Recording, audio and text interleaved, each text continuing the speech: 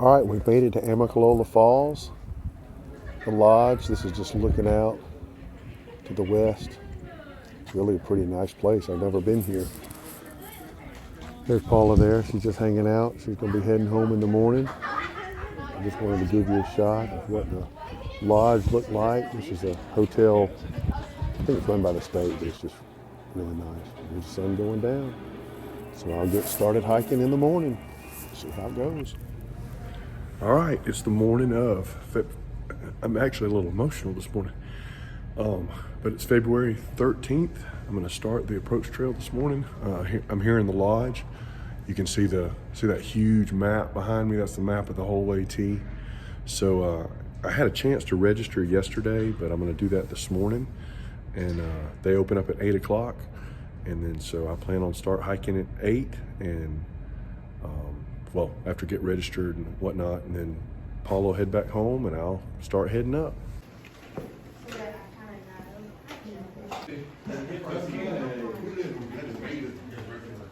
Oh, really? You see the door hotel. It's like 4 months past that. So you'll be here Do you know where to start at? I do. Yeah. Thank you very much. 172. Yeah. Thanks. Thank you very much. Happy on that trail. I wouldn't have to. Whatever.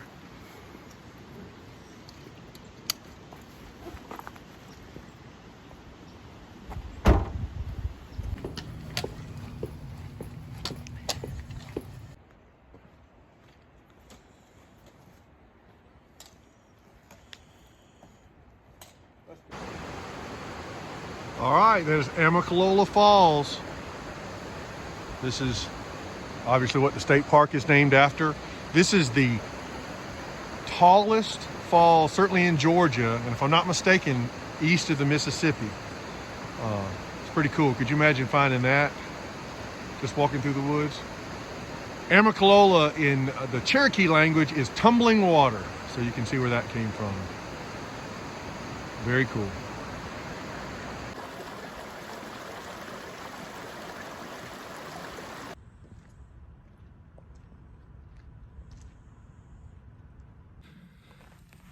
All right, so I'm still on the approach trail, kind of on a ridge up here, but just wanted to make everybody aware. I mentioned in an earlier video that I'm an educator at heart.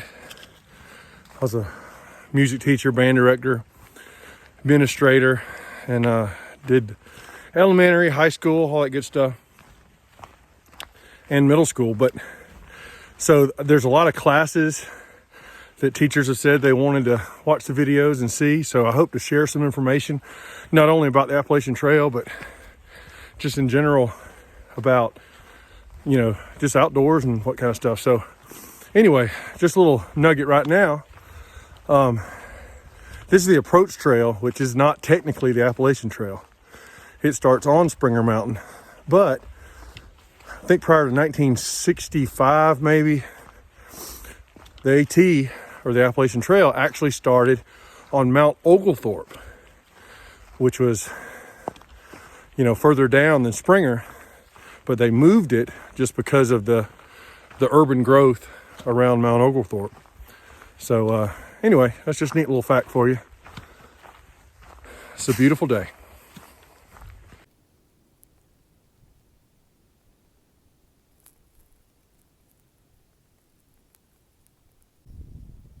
All right, so the trail obviously comes through the woods, and many times you can see exactly where the trail is. So it's kind of worn where people have gone through and whatnot, but they're actually blazes. They're called blazes, and they're 2x6 marks on the trees. Now you notice that's blue. I hadn't quite made it to Springer yet. So when I get to the Appalachian Trail, they'll be white. And and you follow them, and they'll be on trees, or right over here I was going to show you. Sometimes if there's not trees or there's rocks, or they'll put them on, any other, just to help you keep where the trail's going. And so it's just a way that you can follow the trail.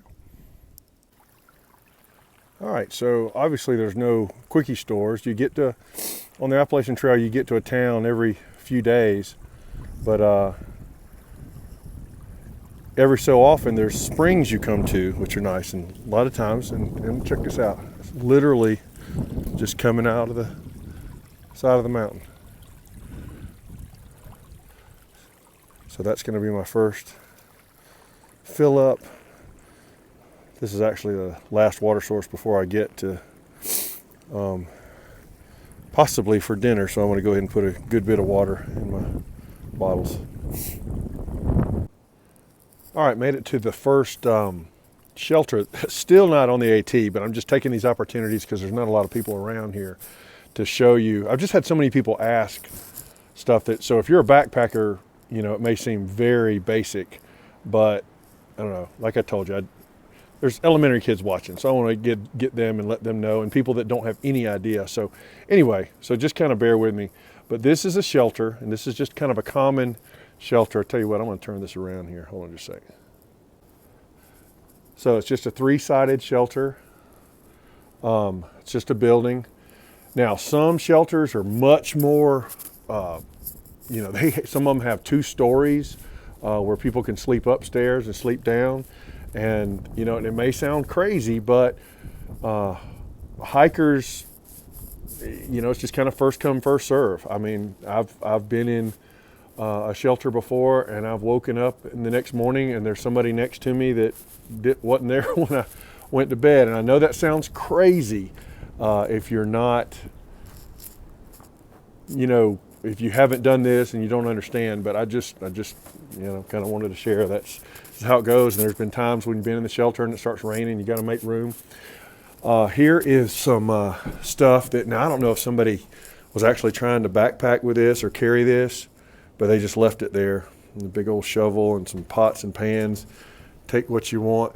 It could be, you know, because this is the first shelter you come to. So somebody, who knows, somebody could have packed that and said, hell, heck, I'm not taking that. All right, and this is a log in where hikers coming through, they pull that out and they sign in and say what's going on. And so anyway, it's just a basic shelter. Some shelters have picnic tables. Show you this over here. This is the bear bag pulley system. There's some wires up here, and you hang your food bag on this, and then you pulley it up all the way up, and you know, supposedly bears and other critters can't get to it. That's the bear box over there. They've added a lot of these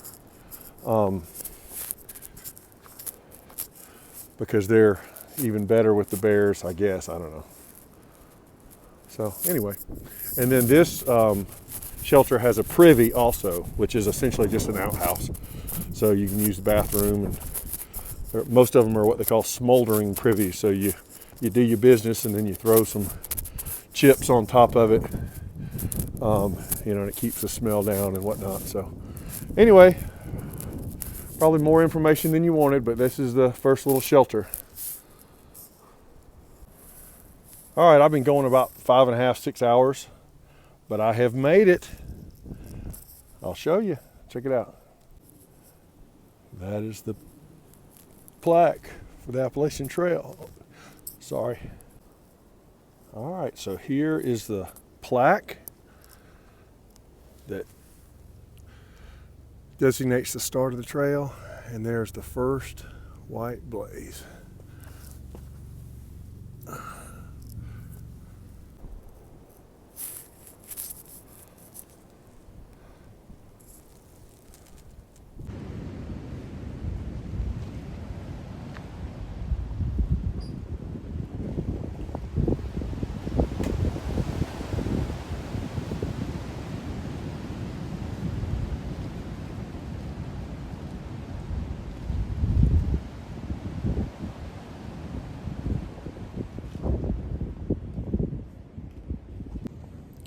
All right, I have made it to Springer Mountain Shelter, which is just off the where the summit was, where I showed you with the plaque and all that. So made it my first night, made it to my first night. I thought I might try to go a couple more miles down to, there's another shelter, but I just don't think I had some good advice by Will Brett. He hiked it in 2020, and he said he recommended you don't go more than 8 miles for the first week or so. And so I'm just trying to pace myself. But anyway, so I'm gonna set up camp, and this is the end of the first night, and so it may be the end of the first video. Who knows? I'm learning. I hope you're enjoying and learning something, and just following along and seeing what's happening. All right, peace out and God bless. 2, 3. Awesome.